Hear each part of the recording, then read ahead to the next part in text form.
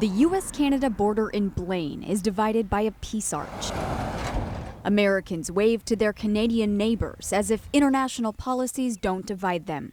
But they do, and Martin Collicott says that may be more dangerous for the United States than ever before. If I were an American, I would have some concerns from a security point of view. An ominous and uncomfortable warning to all Americans from Canada's former ambassador to war-torn Syria. I think you got to strike a balance between how inclusive you are and how much you protect your national security. We get to show the world. Since taking office last November, Canadian Prime Minister Justin Trudeau's new government has resettled more than 25,000 Syrian refugees, making good on a central but controversial campaign promise. And we did it in such a rush, unnecessarily, just to meet politically stated deadlines. Canada plans to resettle tens of thousands more. And the ambassador's main worry: in the longer term, we can expect a very large Muslim population in Canada, 4 times per capita that in the United States.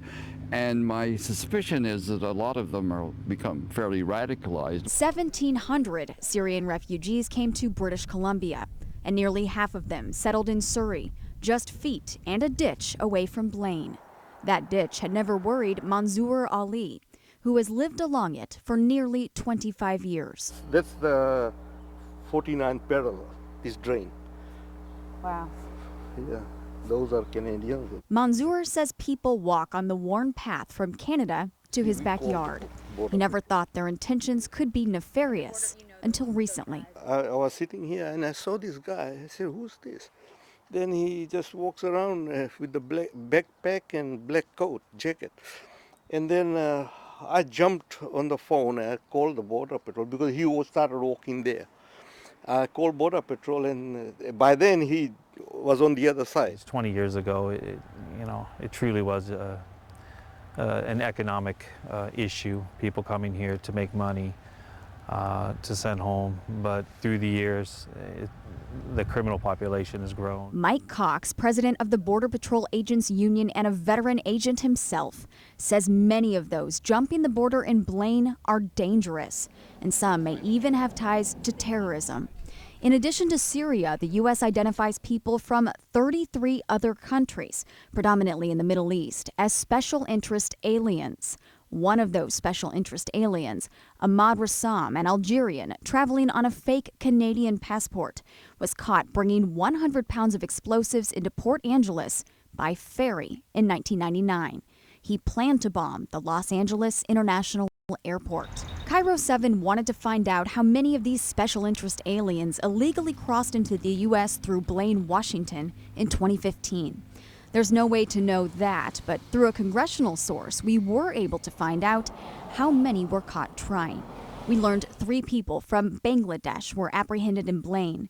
Border Patrol also caught 6 Pakistanis there last year, the only Pakistanis caught along the entire northern border in 2015.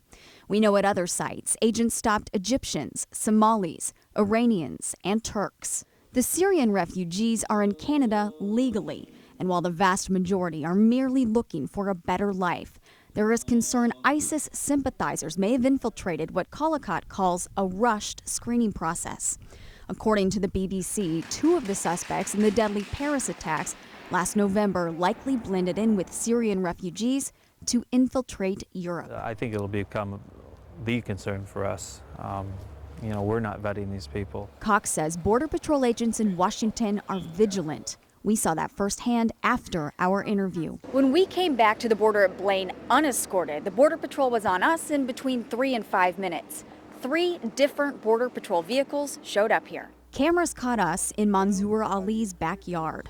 But Cox says they need more. Drones, vehicle barriers, and more agents.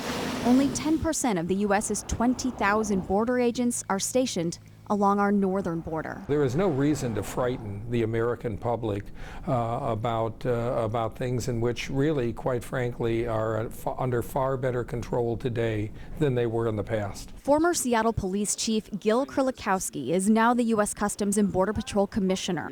He's emphatic that people like Collicott are being alarmist, but he admits the border is not impenetrable. Well, I don't think we'd ever fully control a border that is goes from Seattle to Maine. If I were an American, I would want to keep fairly close eye on how things are developing.